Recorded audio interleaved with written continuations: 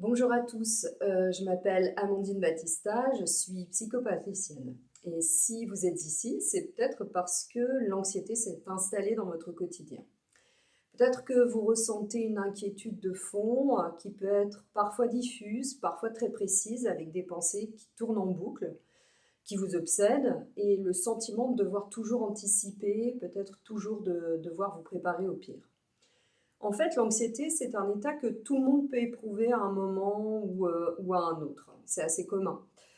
L'anxiété, c'est une réponse du système nerveux face à l'incertitude et à la peur de ce qui pourrait arriver. Souvent, on la considère assez négativement, alors que finalement, l'anxiété, elle a une fonction. Sa fonction, c'est de nous protéger et d'éviter le danger. Mais lorsque l'anxiété devient trop envahissante, quand elle se déclenche sans qu'il y ait de danger réel, bien qu'elle s'installe de manière chronique dans votre vie, elle finit par maintenir le corps et l'esprit dans un état d'alerte permanent. Et on peut même aller jusqu'à avoir le sentiment de ne plus pouvoir faire confiance à son propre corps, à ses propres pensées.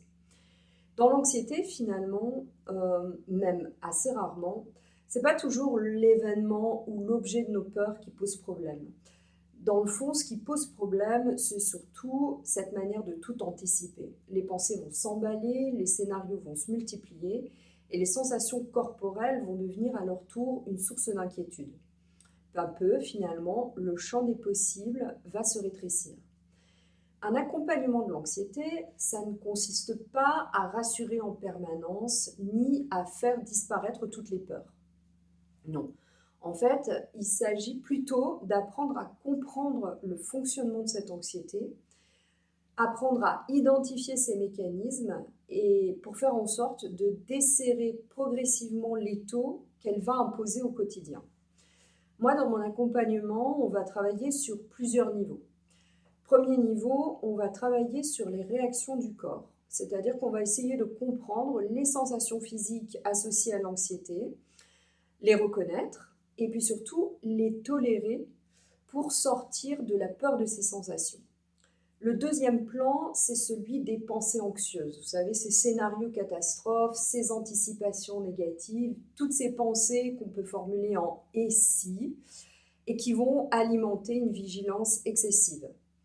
Enfin, on va travailler sur un dernier plan qui est celui des comportements. Ça peut être l'évitement, la vérification, le besoin d'être rassuré tout le temps. Une forme de contrôle qui va soulager à court terme, mais dans la durée, qui va renforcer l'anxiété. L'objectif, ce n'est pas de ne plus jamais ressentir d'anxiété.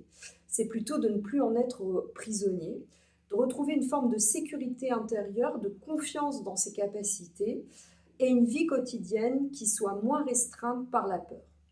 Si vous aussi vous avez le sentiment que l'anxiété prend un peu trop de place dans votre vie et que vous souhaitez être accompagné pour mieux la comprendre, pour mieux l'apprivoiser, ben, je vous engage à aller sur mon site pour en savoir un peu plus et éventuellement à prendre contact. En attendant, essayez d'être aussi bienveillant que possible avec vous et surtout, prenez bien soin de vous.